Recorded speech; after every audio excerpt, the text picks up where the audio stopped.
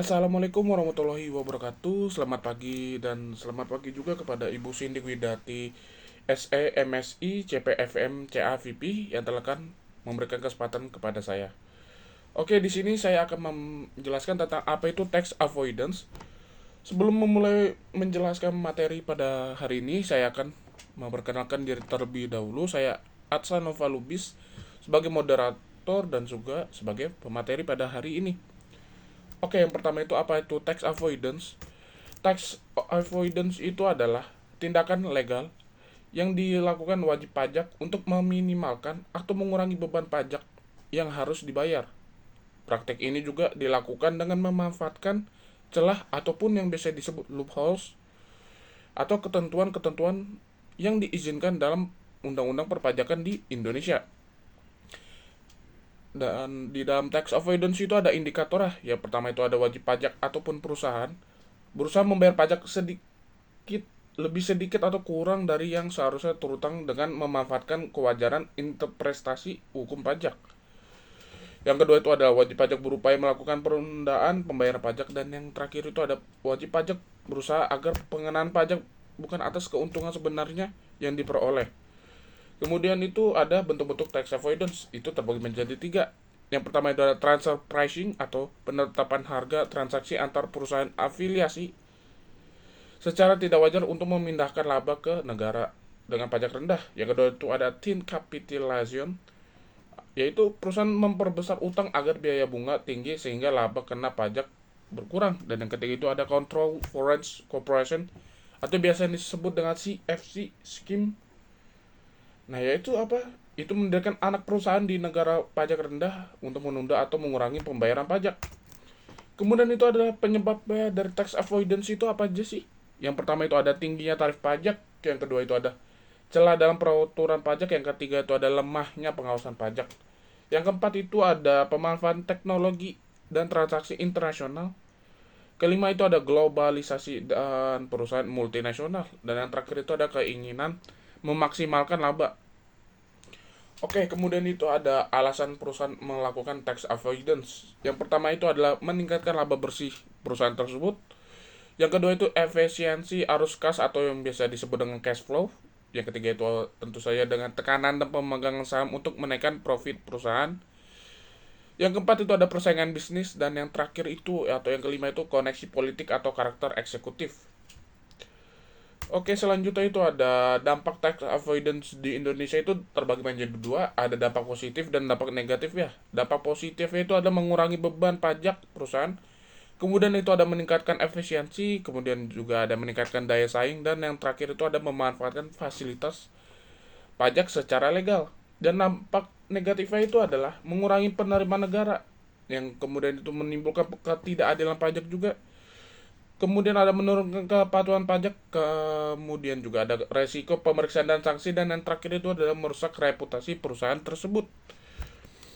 Oke, selanjutnya itu ada resiko tax avoidance, itu ada resiko pemeriksaan pajak. Perusahaan beresiko diperiksa oleh Direktorat Jenderal Pajak karena dianggap memanfaatkan celah aturan perpajakan di Indonesia.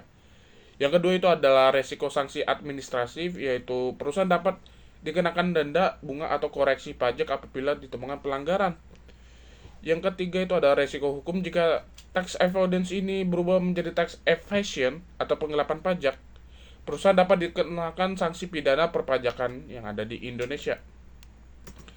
Kemudian itu masih dari resiko tax avoidance itu yang keempat itu ada resiko reputasi dan kepercayaan investor. Itu maksudnya praktik penghindaran pajak dapat menurunkan kepercayaan investor asing dan publik terhadap perusahaan di Indonesia. Investornya juga bisa investor asing ataupun investor yang ada di Indonesia tersebut. Yang kemudian itu ada resiko perubahan regulasi, yaitu pemerintah terus memperketat aturan anti penghindaran pajak sehingga strategi yang sebelumnya legal dapat menjadi dilarang. Oke, kemudian itu ada ketentuan lama versus atau biasa vs ketentuan baru tax avoidance. Dari sistem aspeknya itu ada sistem pajak, pengawasan pemeriksaan pajak, pengawasan marketplace, transfer pricing, integrasi data, resiko tax avoidance. Habis itu ketentuan lama itu apa? Semi manual, terbatas, lebih lambat, belum optimal, pengawasan terbatas, belum terhubung penuh, dan lebih mudah dilakukan. Ketentuan baru itu apa tuh? Digital integrasi atau Cortex, habis itu real time dan otomatisasi ya. Kemudian itu lebih cepat dan berbasis data, kemudian ada marketplace ikut memungut pajak, dokumen TP wajib dan lebih diketat data, lebih integrasi. Kemudian itu ada upaya pemerintah terhadap tax avoidance itu tiga terbagi menjadi lima. Yang pertama itu ada aturan transfer pricing, mengatur transaksi afiliasi agar menggunakan harga wajar sehingga laba tidak dipindahkan ke negara pajak rendah. Kemudian itu ada ketentuan thin capitalization, membatasi jumlah utang.